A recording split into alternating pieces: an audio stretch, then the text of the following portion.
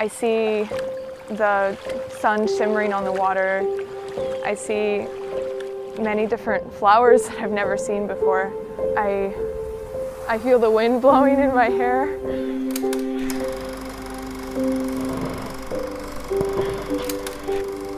Imagine giant icebergs floating around everywhere.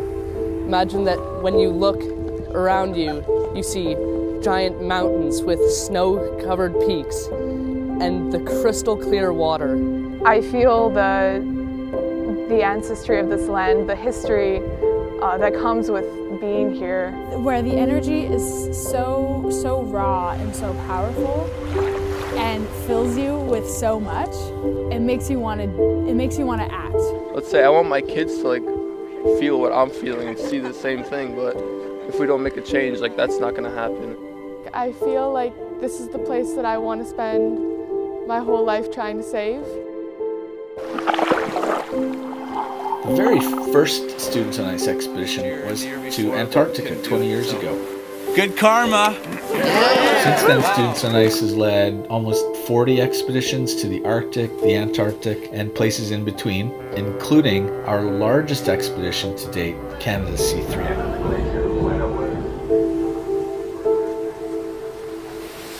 As Students on Ice has grown over the years, more and more participants from the north started to participate. Everybody goes in kind of expecting or has a perception of what it is like in the Arctic. But for us that actually live there, it's a different perspective. When you're on the land, there is that feeling of feeling light, feeling happy, feeling at peace. And with a large number of Inuit, it allows us to share a little bit about where we're from, to share our stories about the history.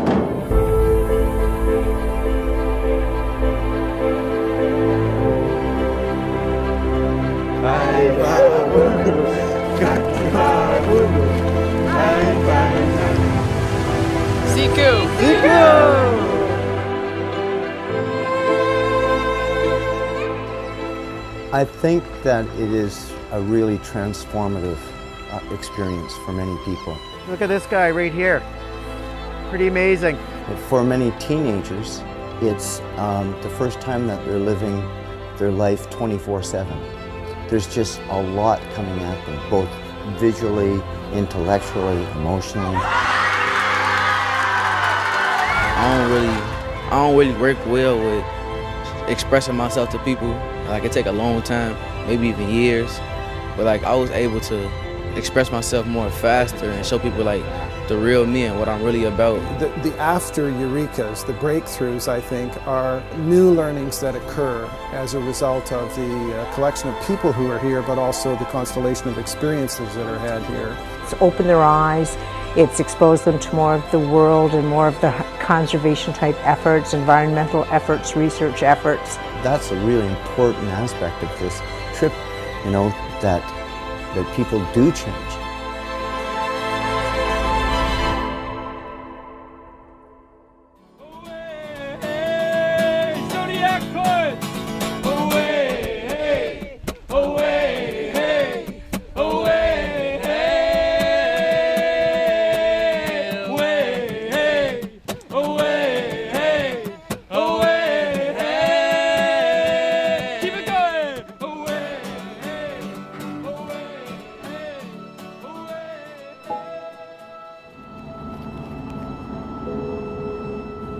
Now what?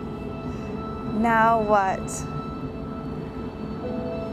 Now what? I guess anything is kind of possible after being on this trip. It kind of opens you up to just so much. And I know that if each one of us goes home and we tell people about what we've seen, our first-hand experiences, that'll create a wave of inspired students across the world. I'm gonna make a change. I'll make a change. Youth are our future. Youth are also our present. When you think about what's happening in the Arctic, it's a natural history event. And I would suggest it's the most significant natural history event of our lifetime. And so it's critically important that young people understand what's happening in the Arctic, why it matters. In many ways, now more than ever, what we're doing is relevant and important.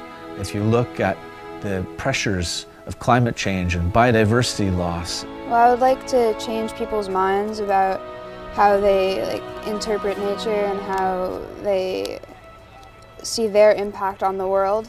Definitely making my school aware of this, spread this awareness of all this sea ice melting and the glaciers melting. I think that with all the people I've met here, I think the future is going to be in good hands. We all really care about this. We're passionate people.